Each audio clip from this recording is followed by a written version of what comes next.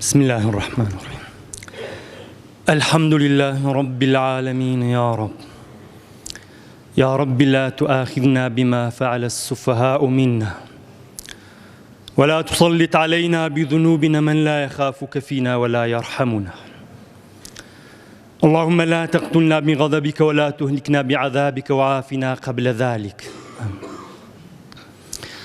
اللهم إنا نعوذ بك من البرص والجنون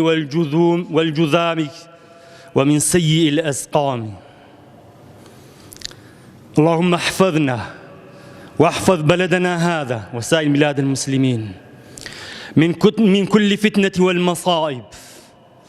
ومن الفتن والمحن، ومن البلاء والوباء والقحط والطاعون، ومن مرض الكورونا. وأشهد أن لا إله إلا الله وحده لا شريك له. وضرب الله مثلا قرية كانت آمنة مطمئنة يأتيها رزقها رغدا من كل مكان فكفرت بأنعم الله فأذاقها الله لباس الجوع والخوف بما كانوا يصنعون. ونشهد أن سيدنا ونبينا محمدًا عبده ورسوله.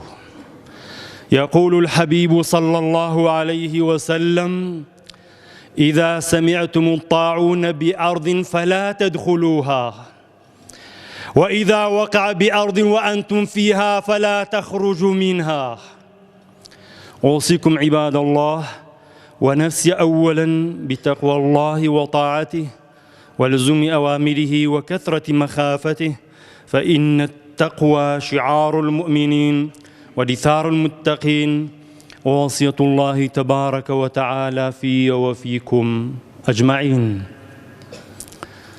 هەڵبەتە ئەمڕۆ دەرد و بەڵایەک، نەخۆشیەک، پەتایەک کە سەرانسەری جیهانی گرتوتەوە و زۆرترین میدیا و سۆشیال میدیا و ڕاگەیاندن بەگشتی بینرا و بیسرا و خوێنراوی بەخۆوە سەرقاڵ کردووە و زۆرترین ترس و دڵڕاوچەی لە نێو خەڵکە نایتەوە و گەورەترین زیانی بە ئابووری جیهان گەیاندووە ڤایرۆسی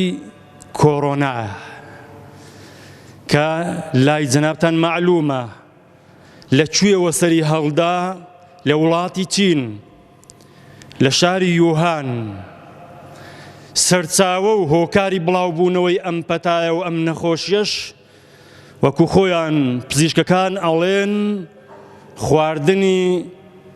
شەمشەمە کوێرە و سەگ و بەراز و گوێدرێژ و مشک و جرج و پشیلە و مار و دووپشک و یعنی سەرجەم ئەم ئاژەڵانەی کە لە شەریعەتی پاچی ئیسلام لە مێژەوە حەرام کراون. جا تێبگەن خوای جەلە جەلالوهو هیچ شتێ بەبێ حکمت حرام ناکات. کاتی ئەوە هاتیە تێبگەین چیتر لە خۆمانەوە قسە لە فەرمانەکانی خوای جەلە جەلالوهوە نەکەین. ئایا ئەمەی ڕوئەدا، ئەمەی تووشی مرۆڤایەتی بووە کارەساتێکی سروشیە یان غەزەبی خوای پەروەردیگارە؟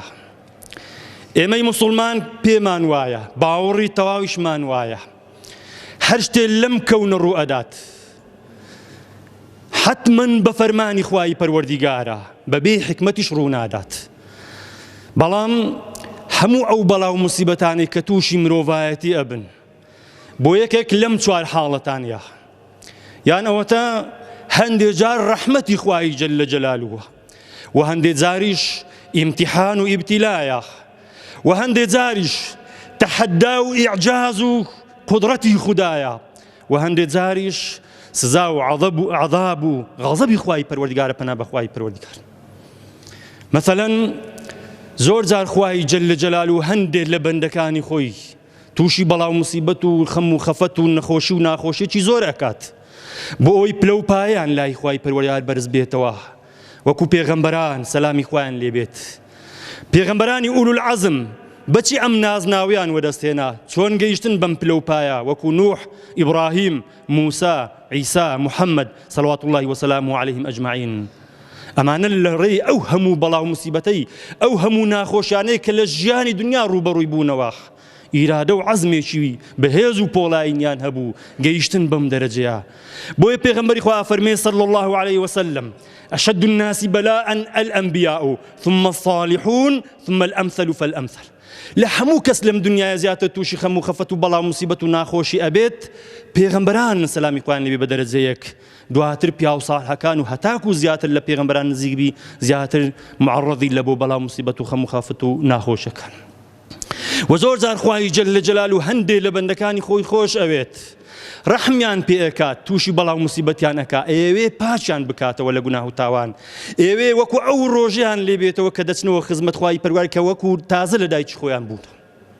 إن الله إذا أحب قوما ابتلاهم. خدا چێ تووشی بەڵاو موسیبەت و تاقیکردنەوە و ناخۆشی ئەکات؟ ئەوانەی کە خدا خۆشی ئەوێن. لە حەدیثی قودسی هاتووە وعزتي وجلالي لا أخرج عبدا من الدنيا أحب أن أرحمه حتى أوفيه بكل سيئة كان عملها سقما في جسدي. قسم بەذات و عیزەتی خۆم خدا ئەفەرمێ کەسێکم خۆش بووە لەو دنیا لێ ناگەڕێم بمرێ ئاوها ئەگەر گوناهی هەبوو بن، هەتاکو لە باتی هەر گوناهێک تووشی بەڵاو موسیبەت و خەم و خەفەت و ناخۆشی نەکەم بۆ ئەوەی حتا یەلقانی کە یەومی وەلەدەت و ئومو، ئەو ڕۆژەی کە لە ئەمرێ وەکو ئەو ڕۆژەی لێ هات بیتەوە کە لە تازە لە دایکی خۆی بوو. کەواتە کەسێک تووشی بەڵاو موسیبەت بوو، تووشی خەم و خەفەت و ناخۆشی بوو، یەکسەر پەنجەی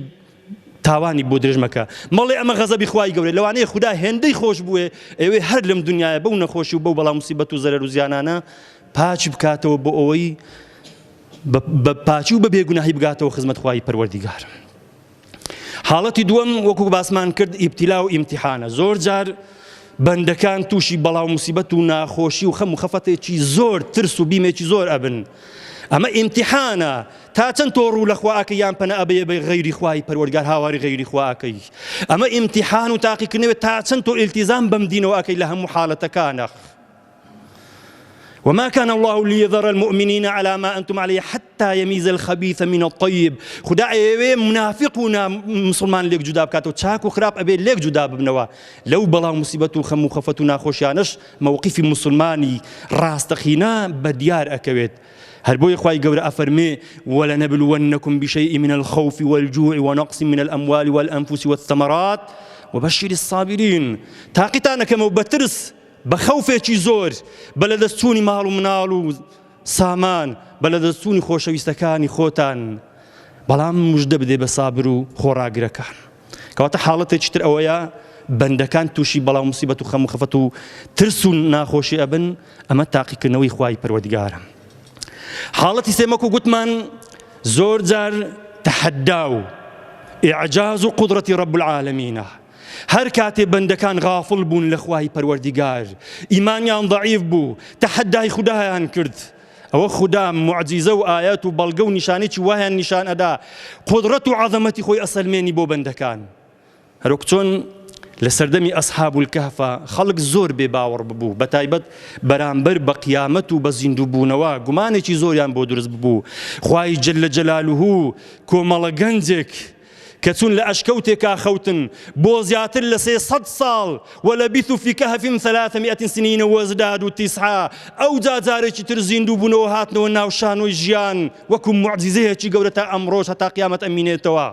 ئەوی خەڵک قەناعەتیان بۆ دروست بێت و باوەڕیان بۆ دروست بێت. جا هەر کاتێک گومان دروست بوو بل هم في شك يلعبون فارتقب يوم تأتي السماء بدخان مبين يغشى الناس هذا عذاب أليم ربنا اكشف عنا العذاب إنا مؤمنون. چاوەڕوان بن هەر کاتێ خەڵک گومانی دروست بوو، چاوەڕوان بن لەو تەموتمانی کە ئاسمان و خەڵکدا ئەپۆشیت، خەڵک ئەو جا هاواری خدا ئەکەن و خدایە ئەمەمان لەسەر لادا. ئەمڕۆ تەماشاکەن خەڵک ئیلحاد گەلێ زۆر بووە، گومان بەرامبەر خوای پەروەردیگار، بەرامبەر بە ڕۆژی دوایی، هەمووی اعتیماد لەسەر تەکنەلۆژیا و زانست. ئەوانەی خاوەن تەکنەلۆژیایەکی بەهێزن، اقتصادیەکی بەهێز بوون، تەحەدای خودایان نەکرد. چێ هەیە ئەم تەکنەلۆژیاتێک بشکێنیت، چێ هەیە ئەم اقتصادەتێک بشکێنیت، بەڵام بەینە لەیلەتین وەضوحاها ئینهیاری کرد. ئەوانەی خاوەن چەکی ئەتۆمی و بایۆلۆژین ئیتر هێز نەبوو لە دنیا ڕوبەڕوویان ببێتەوە، بەڵام سبحان الله رب العالمین بە ڤایرۆسێک کە نەک بەچاو بە میکرۆسکۆپیش نابیندرێت ئەو جا چۆن اقتصادی لە وێران کردن چۆن ترس و بیمی خستن نەوەوی کاری تێناکات تەکنەلۆژیا دەستەوە سانە زانست ناتوانین ڕوبەڕووی ببێتەوە ئەدی ئەمە بەخوا ئەگەر خۆمان لە خەت نەدەین خوای ڕەب العالەمین بەچاو ئەبینین عەزەمەتی خوای پەروەردگار ئەدرەوشێتەوە تەنانەت مولحیدەکان و بێباوەڕەکانیش هەست بەو عەزەمەتی خوای پەروەردگارە ئەکەن بەڵام دانی پێدا نانێن ستیڤن ئیبراون ئەو زانای فیزیا بوو کە 2 ساڵ بەر لە ئەم ساڵ وەفاتی کرد مرد خۆی باوەڕی بە خودا نەبوو کتێبێکی دانا بۆ ئەوەی بیسەلمێنی کە خودا نییە خۆی ئەڵێ کاتێک کتابەکەم بە چاپ گەیاند شەو نەئەوێرام کارەبا بکوژێنمەوە نەئەوێرام بخەوم نەبادا خوای ڕەب العالەمین تووشی شتێکم بکات لەسەر ئەو کتابە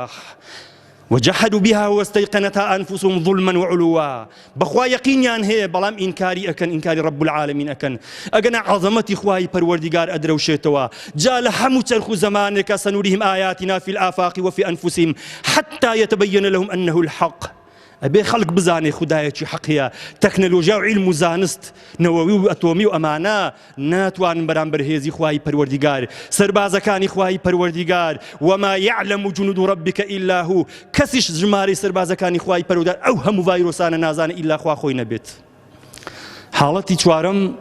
سزا و عەذابی خوای پەروەردگارە یعنی هێندێک جار خوای پەروەردگار غەزەب ئەیگرێت هەر کاتێ زوڵم مستەم زۆر کرا تەجاوزی کرد هەر کاتێ گوناحی گەورە کرا ئەمە خوای پەروەردگار عەذاب ئەنێریت قورئان زۆر نمونەی وای تایە فكلا أخذنا بذنبه فمنهم من أرسلنا عليه حاصبا ومنهم من أخذته الصيحة ومنهم من خسفنا به الأرض ومنهم من أغرقناه ئەمە هەموو قورئان باسییانەکە کە ئیوا هەبوو غەرق بوو وەکو قەومی نوح وەکو فیرعون ئیوا هەبوو بەهۆی دەنگێکەوە خوا لە ناوی بردن وەکو قەومی ثەمود ئیوا هەبوو بەردباران کران وەکو قەومی لوط ئیوا هەبوو لە ناخی زەوی ڕووچوو وەکو قاڕون و چەندین مونەی ترس يعني قومي موسى فأرسلنا عليهم الطوفان والجراد والقمل والضفادع آيات مفصلات همو أنبلا مصيبتان خوا باسي كردون كغزب خواي پروردگار بالغو نشانكان خواي پروردگار بو قوماني كظلم يان كرد جا هر كاتي ظلم لقومي كرا لخلقي كرا كأو مظلومان غير خدا پشتو پناهي تريان نبو خدا خوي ديت سرخت خدا خوي تداخل أكت خواهي قول الحديث قدسي فرمي اشتد غضبي على من ظلم من لم يجد له ناصرا غيري لو كات غضبي زورم أجري كاتك أبينم خلقك ظلمي لأكريت خلقك ظلم كظلم أكا غضب ما أجري كظلم لك قومك أكن هيز بشتو بنايتشان هيز يارمتي درو خلقك نية بتوان اندفاع يان لبك جاب راسي أمرو أجر سير كين ولاتي تشين لم دوايانا ظلمي شي زوري كرت بەتایبەتی لە هەرێمی ئیگۆڕی موسڵمانیش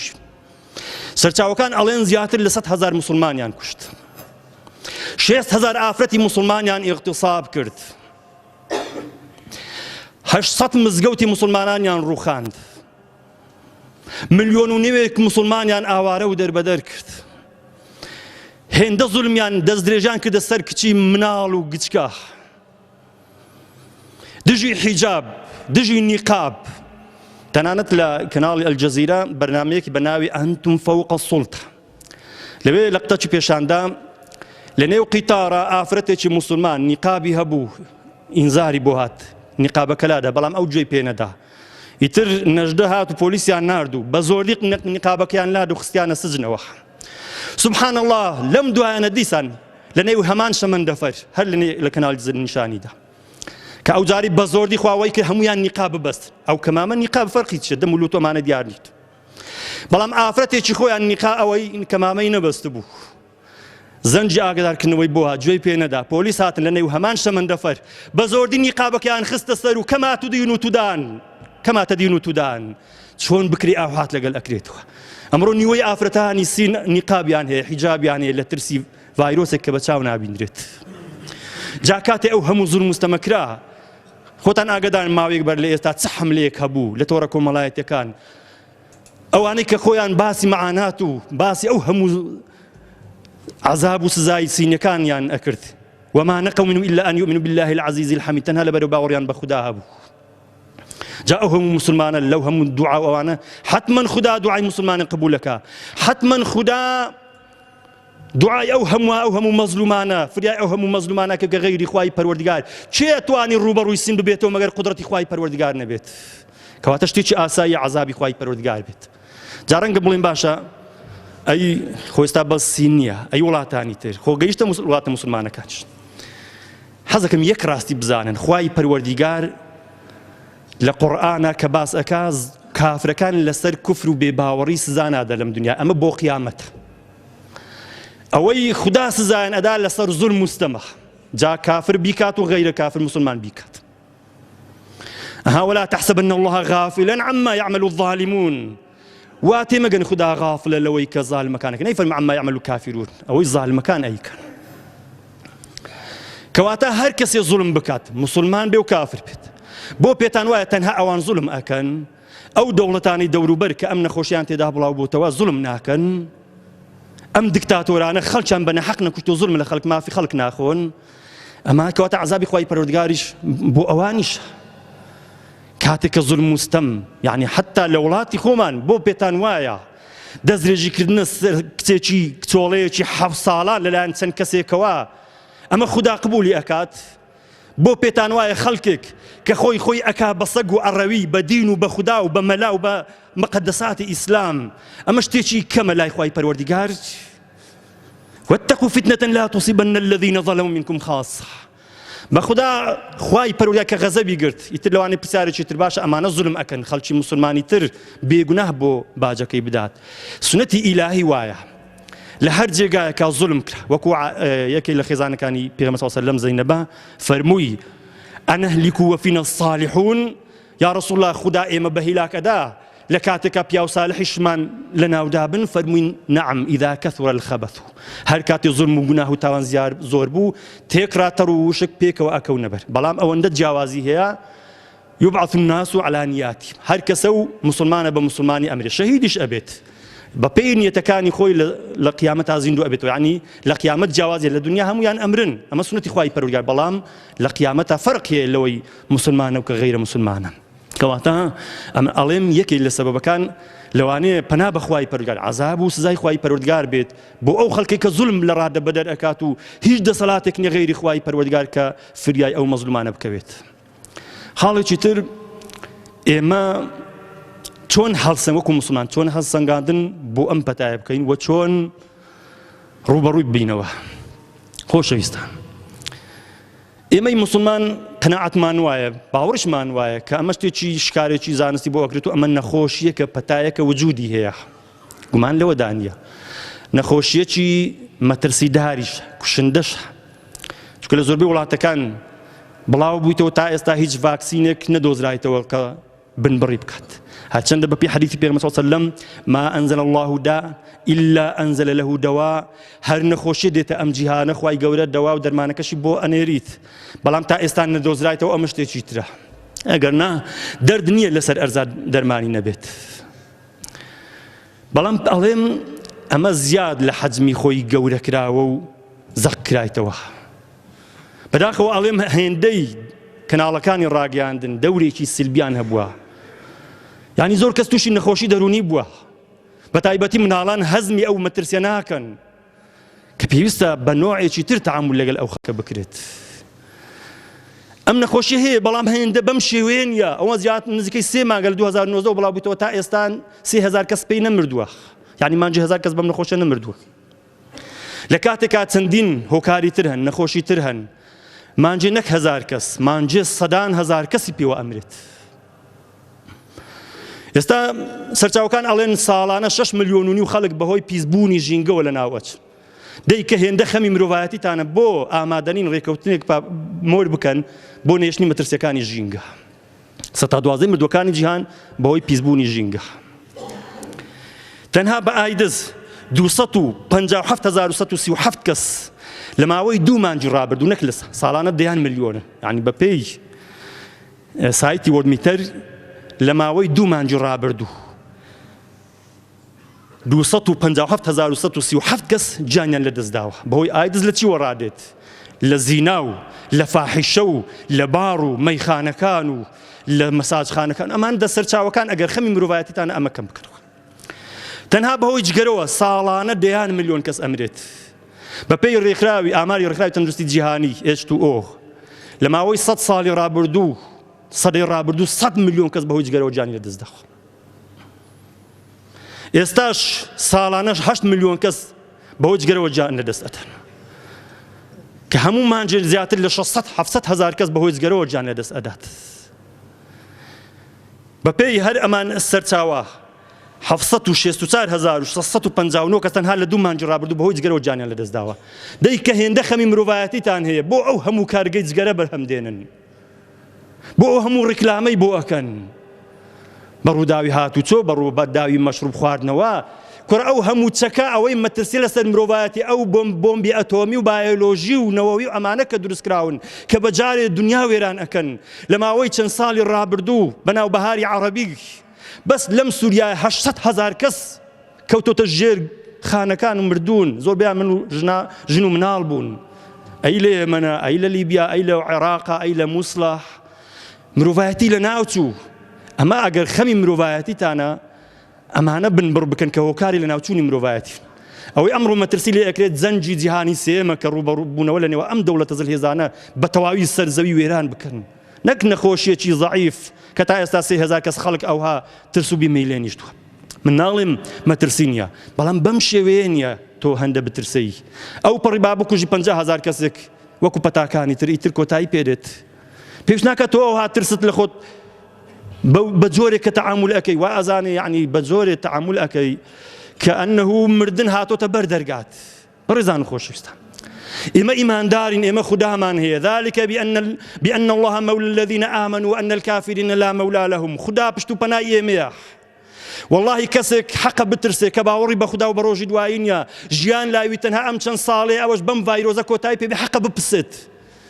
بەڵام ئێمە قیامەتمان هەیە، ئێمە بەهەشتمان هەیە. بەپێی حەدیثی پێغەمبەر صلی الله علیه وسلم ئەو کەسەی بەو نەخۆشیە ئەمرێت شەهیدە. الطاعون شهادة لكل مسلم. شهادەیە تۆ ئەگە بتگەینێ بەخوای پەروەردگار پلەی شەهادەت پێ بەخشی بۆ مەمنوونی خودای پەروەردگار نابیت. لە چیە ترسەی؟ 7 جۆرە شەهیدمان هەن جگە لە شەهیدی فی سەبیلە. یەک لەوانە المەطعون و شەهید، ئەوەی با تاعون و بەو نەخۆشی ڤایرۆسیانە ئەمرێ شەهیدە. کەواتە پێویست بەو ترسە ناکات. خاڵێکی تر کۆتایی پێبینین بە کورتی ئەویش ئەوێت چۆن خۆمان بپارێزین. هەڵبەتە ڕێنماییەکانی پزیشکی لە هەر کەناڵێکام زۆر گرنگ، ناڵێم حیسابیان بۆ ناکە، بەڵام وەڵڵاهی سەرجەم ئەو ڕێنماییانی ڕێکخراوی تەندروستی جیهانی باسی ئەکات، کەناڵەکان باسی ئەکەن، هەمویان لە چەند فەرمودەیەکی پێغەمبەر صلی الله علیه و سلم کۆبوونەتەوە. سەیەکەم پێغەمبەر فەرمی صلی الله علیه و سلم ئەگەر تاعون یان نەخۆشیێکی هەر ڤایرۆسێکی هەبوو لە شارێک ڕوویدا مەچون بۆ ئەو شارە بۆ ئەوەی توش نەبن. ئەگەر لە شارێک ڕوویدا خۆی تێدابن لەو شارە مەچونە دەرەوە بۆ ئەوەی خەڵکی تر توش مەکە. ئەمڕۆ حەجری سەحی ڕێکخراوی تەندروستی جیهانی ئەمە داوا ئەکات. هەم وڵاتەکان قەدەغی هاتوویان کردووە. پێغەمبەر فەرمێ صلی الله علیه وسلم وتیان یا رسول الله ئەگەر گەیشتن بە یەکتری باوەش بۆ یەکتری بکەین و خۆمان بچەمینە فەرمووی نەخێر. وتیان یا رسول الله یەکتر ماچ بکەین. پێغەمبەر فەرمووی نەخێر، یەکتر ماچ مەکەن، خۆمان ئەزانین ڤایرۆسەکان لە ڕێی دەمەوە. دەی ئەمڕۆ ئەمە لە حاڵەتی ئاسایی، لە حاڵەتی کە گومان و نەخۆشی هەبی، ئەمە کە پێغەمبەر صلی الله علیه وسلم نەهی لێ کردو لەولا من بابی ئەولا کە خۆمان یەکتر ماچین. کەواتە واز لە ماچین و ئەمانە بینن. ئەمە بۆ سەلامەتی و ئەمە سنەتی پێغەمبەریش نییە صلی الله علیه وسلم. ئەمڕۆ ڕێکخراوی تەندروستی جیهانی هەمان شێوە ئەڵێ یەکتر ماچ مەکەن. پێغەمبەری خوا صلی الله علیه وسلم و ئەبوو هورەیرە ئەجەرتووە فەرمی هەر کاتێ بپژمی بایە خاولێک یان بەرمال یان شتێکی ئەدا بەردەمی خۆی بۆ ئەوەی پشکەکان دەرنەپەڕن، ڤایرۆسەکان بۆ خەڵکی تر نەگوازن. ئەمڕۆ ئاڵێن کەمامە بەکاربێنن. پێغەمبەری خوا صلی الله علیه وسلم لە هەموو نوێژەکان دەستنوێژی ئەشوشتەوە، لە نوێژە سونەتەکانیش. سنەتی پێغەمبەر صلی الله علیه وسلم لە پێش نان خواردن دەست شوشتن، لە دوای نان خواردن دەست شوشتن، چوونە سەر ئاو هاتنە دەرەوە دەست شوشتن، پێش نووسن دەست شوشتن، پاش هەستان لە خەو دیسان دەست شوشتن، بۆ چوونە دەرەوە دەستنوێژ بشۆی. یعنی ڕۆژانە موسڵمان 20 جار دەستنوێژ ئەشوات. پێغەمبەری خوا صلی الله علیه وسلم ئەفەرمێ کەسێک نەخۆش بوو بانێتە جومعی لەسەر نییە بۆ ئەوەی خەڵکی تر تووشی نەخۆشی نەکە. سەرنی هەر ئەو ڤایرۆس هەر نەخۆشیی ترتان هەبوو مێنە مزگەوت، خوتبەتان لەسەر لە ماڵەوە دابنیشن خێرتان زیاتر پێ ئەگات. کەواتە ئێمەی موسڵمان ئەبێ بە هەمان ئەو ڕێنمایانە خۆمان بپارێزین، لە پاشان زۆر دوعا بکەین لە خوای گەورە پاڕین و کە خوای گەورە بمان پارێزی. لە پاشان ئێمە ئەبێ ئەو حەقیقەتە بزانین، مردن یەک جارە ناگەڕێتەوە ئەینەما تەکونوا یودریککم المەوت وەلەو کنتم فی بروج مشەیەدە بەخوای لەناو هەر قەسرێک بن لەناو هەر قەڵایەک بن ئەم ڤایرۆسە لە هیچ ناگەڕێتەوە قل إن الموت الذي تفرون منه فإنه ملاقيكم بۆ هەر شوێنێ بردن هەر ئەتانگات بەڵام خۆپاراستن شتەکە و یعنی ئەبێت تۆ حەذەر وەربگری هم العدو فاحذرهم بەڵام نابێت ترسوات لێ بکەن نەچێکن خزمێک سەردانێک هەرچەندە خۆپاراستن زۆر پێویستە بەڵام بەم شێوێ ترس و بیمەتلێنە نشیکەوا ژیانت تاڵ بیت لەخوای گەورە داواکانی خوای گەورە ملەکمان مفەقی دنیا و قیامەت بکات و لەو نەخۆشە و لە هەموو نەخۆشەکان لە فەسادی لە ڤایرۆسەکان بمان پارێزی یا ڕەبی خودای ئەو میلەتە و باقی میلەتانی موسڵمان بپارێزی یا ڕەبی خودایە ڕەحممان پێ بکەی یا ڕەبی خودایە ئەگەر ئەو ڤایرۆسە دێت بەڕەحمەت بێ بۆ ئیمانداران وەکو خۆت فەرموویتێ عەزاب بۆ کافرەکانە بەڵام ئەوە ڕەحمەتە ئەیگەینێ بەخوای پەروەردیگار بۆ ئیمانداران یا ڕەبی خودایە لەبەر دەپارین بەناو جوانەکانی خۆت بەسفەتە بەرزەکان بە ئیسمی عەزەم عەفومان بکەی ڕەحممان پێ بکەی بمان پارێزی گەنجەکانمان ئیسلاح بکەی شیفای نەخۆشەکانمان بدەی ڕەحم بە مردووەکانمان بکەی ڕەحم بە پیرەکانمان بکەی هەموو لاکمان مەفەقی دنیا و قیامەت بکە ئامین أقول قولي هذا أستغفر الله لي ولكم ولسائر المسلمين ربنا آتنا من لدنك رحمة وهب لنا من أمرنا رشدا